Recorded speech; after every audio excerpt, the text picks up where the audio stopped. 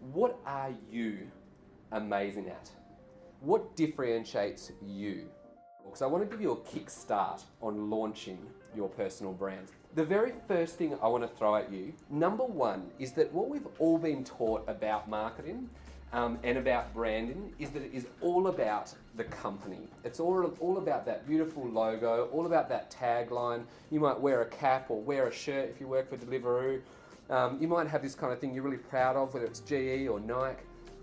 That has changed substantially, probably in the last 5 to 10 years, I'd argue, in that it has now become the personal brand or the human behind these companies is so much more important.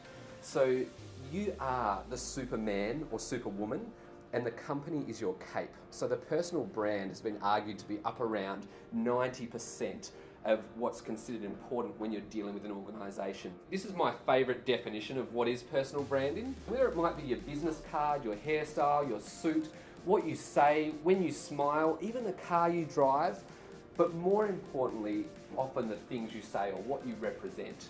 I've cut right to the chase in this session of the things that actually work. And I've split that into two areas. Number one is looking at all the ways you can do this online and the highest impact ways. And number two is how to do it offline, so in person. So let's imagine you've got this enormous personal brand. Who is your perfect audience? So I want you to have an absolute laser-like focus. I want to know what 100 of them look like. So I want you to imagine there's 100 people lined up at this door right here in Shelston IP, lined up, ready to talk to you, and these are your 100 perfect humans. Are they 35 to 45 years old? Are they earning over $90,000? Are they other IP lawyers? Are they based in Sydney? Do they have 2 kids? Do they read BRW and AFR? Do they have an iWatch? Do they hate iWatches? Do they wear glasses? Are they educated? I want to know as much as I can, because if we take Sydney, let's just say bluntly it's 5 million people, and Sydney might be your market for where you want to grow your personal brand. Out of 5 million people, there might only be 5,000 of those you want. And third, and probably most important in your target audience, is what are they interested in? Not what you're interested in, what are they interested in? Question 1. What are you amazing at? What differentiates you? So are you a phenomenal marketer, event manager, IP lawyer, relationship builder?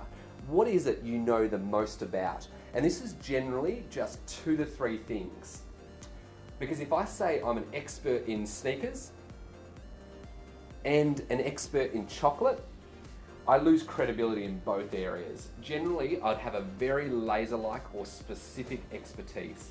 That can change over time, but at any point in time, you want to be perceived as generally just one or a few things. The product is now you.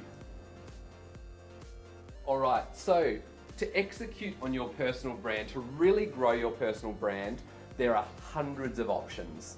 So right now in the world, I would argue there's 106 different marketing channels. So I keep a list of them as soon as I see new things come out. And a marketing channel is TV or radio or LinkedIn or Facebook or whatever. And so it's very confusing. You don't know where to start or what to do. And so what I would love to do is break this down for you and show you what I would recommend as MBA students based in Australia with probably not too different target markets. Like some of you will be students, some of you will be professionals, a range of different things. Some of you will have a global audience. So I want to talk about amplifying your brand online. Number one, this is the first channel. So who's got a LinkedIn profile? Excellent. From this point forth, LinkedIn is your personal website. So if you don't already have a website or a personal run, LinkedIn is your personal site. Everything you touch, everything that's publicly available is sending strong messages about who you are, what you do, and what you're about. The best performing kind of photos on LinkedIn are kind of head and shoulders, smiling and professional. So wearing or exactly what you'd be wearing to meet a client or a prospect kind of thing. Make sure that you have your contact details. I found a number of you that I was connected with did not have your phone number, did not have your email address. If somebody actually wants to get in touch with you or contact you, this is, from this point on, is your virtual business card. Right now on the planet, how you all use Google to find websites, You use LinkedIn to find humans. So it's the biggest directory of professionals on the planet.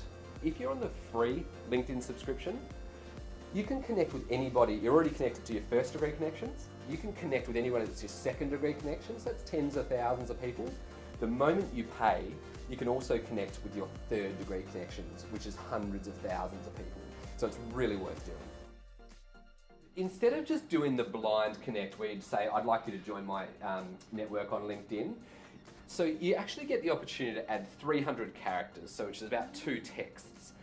If you actually write them a personal note, so Doug from Commonwealth Super Group, I noticed you're the CEO there. I see we're both connected to Peter and Robert. I'm a specialist in digital marketing. If I send that note, I can actually push my connection rate out to 80s and 90%. So if I actually spend the time researching them, getting to know them, finding that commonality, it's a great way to build relationships with the exact humans you're after. LinkedIn is a beautiful platform to write an open letter to your audience. And so I'm just going to read a tiny bit of this. By no means perfect, but not bad. So I actually say, if you're a CEO, head of marketing or business owner, then it's likely you're looking to grow. There's a lot of changes in marketing and it's hard to keep up. So instantly I've actually qualified and said, this is my target audience. I've said who I'm after on qualifying. So I've said I've run digital training and personal branding sessions with all these fancy brands. In a market, it's hard to differentiate. I've done this for 12 years and I'm a specialist in these things. So that's the areas I'm an expert in, or I claim I'm an expert in, and here's how you get in touch. So this is a really nice exercise. So just called your professional summary on LinkedIn. Do feel free to use mine as a bit of a template. So I've written probably tens of thousands of these, and this kind of format works very well. And what this is based on, I know you can't quite read it from where you are, but this is about their pain points or issues they're having. This is a bit more about you and your background. This is what you do and what you specialise in, and this is your call to action. The absolute key to growing your personal brand, if you've blanked out to everything I've said so far, content is absolutely everything right now. So the frequency of content is extremely important. So what do you think is a good frequency to post content at? The data on LinkedIn says anything more than 3 times a week, people think you're not working. They think you're lazy. 3 times a week, each of your posts on LinkedIn gets seen by about 30% of your connections. So 3 times a week is probably the maximum you want to go for. But if you don't post or share or put things up there at the moment, just start with 1 a week or just 1 a month if you've never done it before. So number 1 is you can share content, which is someone else's. And that's the one about 30% of your connections can see. And so all of you are seeing white papers, media monitoring, information, data that comes across your desk. Absolutely get up and share that out.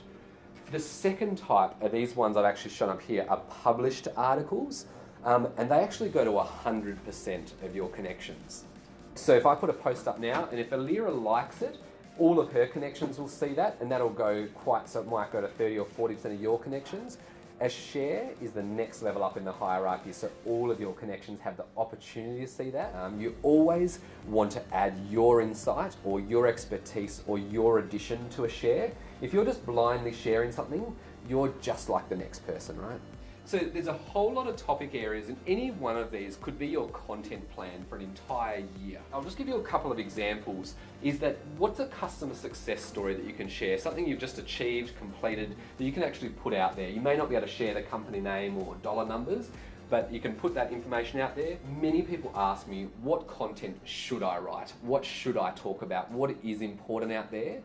These are the top 50 topics on social media that people want to read about right now. This is probably the main filter across all 50 of these topics is the future or trends. So people they seem to respond to what's going to happen next in digital signage, or what's going to happen next in software development, or what's going to happen next in the taxi industry, or whatever it might be, right? Versus this is what we do today. So it seems to perform much better, so that the future-oriented areas.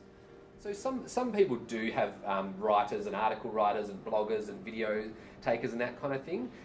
Most of us do not, right? This is the reality with most companies. And so this is my list, and so absolutely feel free to use it. These are all the publishing houses that already produce an amazing, phenomenal amount of content on the areas I want to talk about. So I go and, so they've got hundreds of writers going and preparing this. So I go through, so the Australian, Forbes, BRW, ASX, I go and look at all the stuff they're putting out there and look at what I would like to share. And there's a really easy way to do that. Who uses Google Alerts right now? Does anyone have that set up? Yeah, completely free. If you don't, so just Google the word Google Alerts, and you can go and just set up your own name, set up your company name, and set up your areas of expertise. So whether it's IP law or food delivery or marketing services or digital marketing, set up an alert and Google will scrape the entire internet every day of every video, every news article, every infographic, and it will serve it up to your email every day. And so this is exactly how I do it. So at 10 a.m. every morning, I get an email from Google saying, here's the top 10 articles that are trending in digital marketing right now. I choose 2 and I release them that day. So I've been quite LinkedIn centric to this point in the presentation. I probably sound like a bit of a poster boy for LinkedIn, but it is the channel that really works. But I am not romantic about these marketing channels, and so I definitely put them on Twitter, I put them on Facebook, I put them on SlideShare, I put them on YouTube. And this is absolutely mandatory to think about your target audience. Knowing your audience and being where they are, we no longer as marketers have the choice just to ram TV ads down everyone's throats anymore. We have to be where they are. 100% of what you're going to post must create demand for your target audience. So it's not what you had for dinner last night, it's not what your dog did, it's not what your kids did. It must be in their space and of interest to them. Always add something. So if they say top 10 recruiting tips for how to employ digital employees of the future, make sure you add, there should be an 11th and 12th. They are these 2 things, and number 7 needs to be adjusted to a global audience, for example. So make sure you're adding your expertise to it and adding to that. Generally don't use competitors' articles. If it's a balanced view, that's fine, but you wouldn't generally share someone who's competing with you. So wherever you can, if you've got original content, that is performing way better than shared content. What I recommend in that is when I find great stuff, I post it. In the back of my head, I'm thinking 3 times a week. But I don't just post for the sake of posting. So that's what I'm kind of thinking about, because you're building a relationship, and I find it so easy just to think of that one perfect person. If I'm thinking this is going to the world, it's a bit nervy. But one person is fine. Building that relationship and those contact points. Building an asset or writing an article is a lot of work, right? It takes effort, time, thought. It's nervy, right? Like you worry about it. So when you do produce it or do get something, I light it up. And pretty quickly you'll see, that bombed on Twitter. I probably won't put that stuff on Twitter again. But LinkedIn got 12,000 likes, so I'll probably do more of it. And look, finally, in terms of tone, I always say this comment, it's quite weird, is be Disney-like in the content that you post. And what that means is any Disney production, like my favourite must be Snow White, no it's not. So if you take any of them, it's not going to offend a 2-year-old, it's not going to offend a 70-year-old. If anything, it's going to leave a slight smile on their face. So if your content is going to offend competitors, your boss, your workers, your competitors, just don't post it.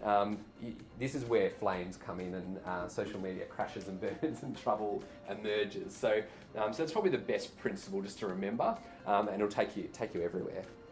Online is your first step or first place to grow your personal brand. It's quicker, it's free, it's easier. You can build your target audience very deliberately. It's right there. You can see them, you can connect with them, you can work with them. So look, part 2 is about offline. So all things in real life. And it is just a matter of looking up your target groups, and I just send them an email, or I send them a text, or I give them a call and I say, I see you've got a digital marketing conference coming up in 2 months. I'd love to talk about social media. I'm available on the dates you've got it. Book me in. And they say, oh, fantastic, you're done.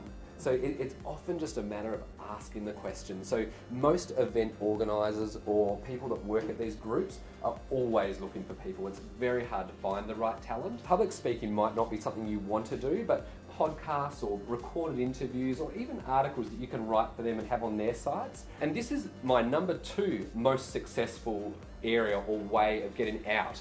And this is just directly the media. And what that means is getting on TV, getting on radio, getting in the newspaper. And so on this tool called Follow Along, I just typed in any Twitter users with media, journalist or journo in their profiles. And I did anybody who said they're in Sydney, and this is a list of every news reporter, every editor, every newspaper writer, everybody who's a celebrity or a personality at all. And so I've got thousands of these on my Twitter, and so I'll direct message them or say, look, got this great story on what Trump's just done in his latest tweet, love to be quoted, here's my quote. Like, I'm a digital guy, right? Like, I love digital, and so should all of you, I hope. But traditional media still sells to such a big demographic, so broad, and particularly some of the older generations really use it. So for me, I'm very revenue focused, as are the majority of my clients. Most are, right? Like, at the end of the day, you need to be getting some outcome or directive, like selling laundry powder or whatever it might be, right?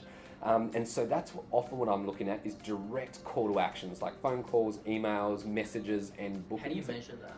Is that through the Google Analytics from each of the sources, or do you put out a different URL when you're posting? Yeah, look, I do absolutely everything. So Google Analytics is at the center. Yep. Using something like Hootsuite, so HOOT, and then Suite like Lounge Suite, manages all this for you, so you can see how many messages you come in, because you want to know, right? Like, I by no means ever want to say spend 3 hours a week building your personal brand on LinkedIn, and it hasn't got you more clients for IP law, right? Like, that's not sensible, or it hasn't got you to the next step of partner or whatever it might be, right? So some people want to sell stuff, some people want to reduce their costs, some people want to grow a brand or grow a name, others want to enhance a customer experience. It might be a process that they're trying to improve, or get consultations. So yeah, emails, phone calls, like inquiries on my website, really, so I can get 50 inquiries for a radio interview, and TV can be hundreds. So in terms of briefing the media, what I really recommend that I've seen perform the best is that you prepare a little one-pager for them, or a quick blurb on you and on your personal brand. And this is it, right? Just one paragraph maximum on who you are, what your expertise at, and what you're pitching for. So you want to be an expert financial advisor on the Today Show. That's it, right? That's the full piece. 2 to 5 points on why should you talk about it, why are you an expert? And then finally, the one page about you might be kind of backup is kind of your qualifications, achievements, definitely your availability, and your mobile number, email address, so they can hit you. Or you might be pitching your CEO or your MD at your company. And so this is my one pager, so I know it's small, so that's what I send to the media. So I always write the other bits specifically, so whether it's for radio or whatever. So I know that's getting a bit small, but basically it says what I do, specialties, work. So it's a resume, right? That's a bio effectively, yeah. So that's it. So online, I'd really start with building a presence and a basis online. But then that offline world, so that public speaking and media are the two things I've kind of put to you, are by far and away the ones that actually convert and hit metrics. I'd love to challenge you all to post one piece of content. Choose your target audience, choose your topic, what are you an expert in, and hit that publish button. I'd love to get you out there, get started, and just get the ball rolling, and just start elevating your brand outside your company and into the stratosphere. But yeah, thanks very much. I really appreciate it. Thanks.